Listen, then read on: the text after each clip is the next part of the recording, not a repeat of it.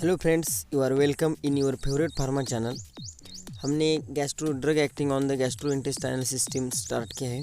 तो आज का हमारा मेजर टारगेट है classification of the antiemetics drug.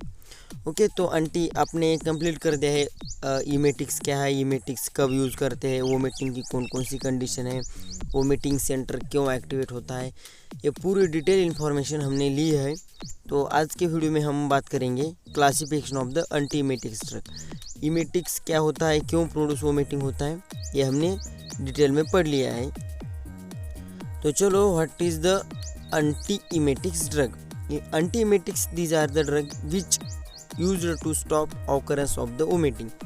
Vomiting means क्या है, जब आपके गैस्ट्रोइंटेस्टाइनल सिस्टम या स्टमक में का कंटेंट फोर्सफुली आपके माउथ में आ जाता है और एक्सपेल आउट हो जाता है, तो आप उससे क्या वोमिटिंग कहते हैं। Vomiting is nothing but the exclusion of the stomach content out of the body, it is the vomiting. Vomiting क्यों होता है? Due to the stimulation of the vomiting centre in the brain and in the gastrointestinal tract. Gastrointestinal tract में हमारा NTS होता है और CNS में हमारा CTZ centre are the vomiting centres. Okay, तो स्टार्ट करते हैं क्लासिफिकेशन ऑफ द एंटीएमेटिक्स। तो हमारा पहला क्लास है एंटीकोलिनर्जिक। हमारे पहले क्लास में आपके ड्रग आते हैं एंटीकोलिनर्जिक्स। एंटीकोलिनर्जिक्स हम क्यों यूज़ कर रहे हैं भाई? आपका जो वोमिटिंग सेंटर सिटीजल जो है ब्रेन में, तो क्यों स्टिमुलेट हो रहा था? Due to over activation of the M1 receptors. जब M1 रिसेप्टर का ओवर एक्टिवेशन हो जाएगा तो आपका वोमिटिंग प्रोड्यूस हो जाएगी, सिटीजल सेंटर एक्टिवेट हो जाएगा। तो आपको क्या करने का, पहला M1 रिसेप्टर को ब्लॉक करने का है। तो M1 रिसेप्टर को ब्लॉक करने के लिए आपके पास कौन से ड्रग है? एंटीकोलिनर्जिक्स। उसके example hyoscyamine. Hyoscyamines is also called as the scopolamines and second drug is the dicyclomine. Hyoscyamine and dicyclomine, these are the anticholinergic drug used in the management of the vomiting or used as the antiemetics। तो आपका second class है histamine H1 receptor blockers, that is antihistaminics. तो these are the antihistaminics drug, they only bind with the H1 receptor, H2 receptor related to the gastric acid secretion। In the management of the vomiting there is the involvement of the only H1 receptor। तो आपके drug कौन कौन से? Promethazine, diphenhydramine, cinnarizine and cyclizine. Okay, CCPD आपको ये tricks याद में रखने के। तो promethazine, diphenhydramine, cinnarizine and cyclizine, these are the antihistaminics drug. ये जब H1 रिसेप्टर का ओवर स्टिमुलेशन हो जाता था तो आपका सिटीजल सेंटर एक्टिवेट हो रहा था। जब आप H1 रिसेप्टर को ब्लॉक कर देंगे तो आपके एंटीएमेटिक्स इफेक्ट मिल जाएगा, वोमिटिंग आपकी स्टॉप हो जाएगी। तो देखिए, आपका एंटीकोलिनर्जिक्स एंड एंटीहिस्टामिनिक्स कब कब यूज करते हैं।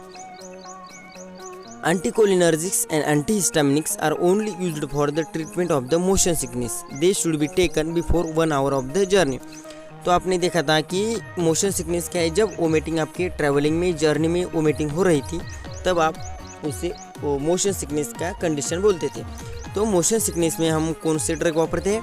मोशन सिकनेस में हम एंटीकोलिनर्जिक्स एंड एंटीहिस्टामिनिक्स वापरते हैं, यूज़ करते हैं। और वो कब लेते हैं? जब आपकी जर्नी स्टार्ट होने के लिए 1 आवर बाकी है, तो before 1 hour of starting of the journey we take the antihistaminics and anticholinergics to stop the vomiting at the time of the travelling.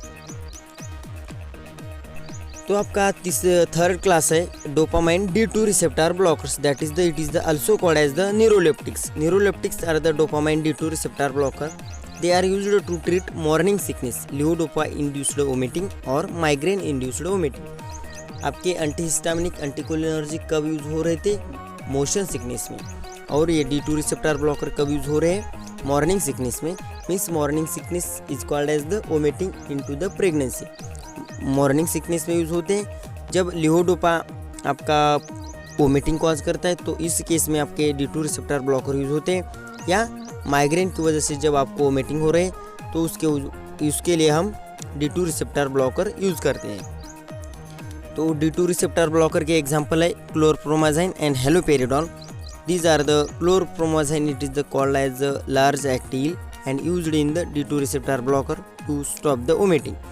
तो आपका फोर्थ क्लास है 5-HT3 receptor blockers. They are used to treat anti cancer induced vomiting, radiation therapy induced vomiting. आपको कहा भी question पूछा जाए कि anti cancer के ड्रग जो है वोमिटिंग कॉज करते हैं और उसके लिए कौन से ड्रग ऑफ चॉइस है, तो आपका आंसर तुरंत ही आ जाना चाहिए 5-HT receptor blocker, that is the ondansetron and granisetron. Ondansetron and granisetron inhibit the 5-HT3 receptor and stop the occurrence of the vomiting due to anti cancer drug and radiation therapy की वजह से जो vomiting हो रही है तो वो vomiting आपके ओंडासेट्रॉन ग्रेनिसेट्रॉन इनहिबिट कर देते हैं. आपका फिफ्थ क्लास है NK1 रिसेप्टर ब्लॉकर्स. जब NK1 रिसेप्टर का ओवर स्टिमुलेशन हो रहा था तो आपके बॉडी में जो GIT ट्रैक में NTS वोमिटिंग सेंटर है स्टिमुलेट हो रहा था, तो आप क्या कर रहे हैं NK1 रिसेप्टर को ब्लॉक करके उसकी वजह से जो वोमिटिंग हो रही है वोमिटिंग को स्टॉप कर रहे हैं. तो they are the used to treat vomiting caused due to injury, pain and inflammatory condition. जब आपको कोई पेन हो गया है, इंजुरी हो गई और इन्फ्लामेशन हो गया है, उस इन्फ्लामेशन में जो आपको इंजुरी हो रही है उस वोमिटिंग को स्टॉप करने के लिए आप NK1 रिसेप्टर ब्लॉकर यूज़ करते हैं. उसका एग्जाम्पल है aprepitant and fosaprepitant.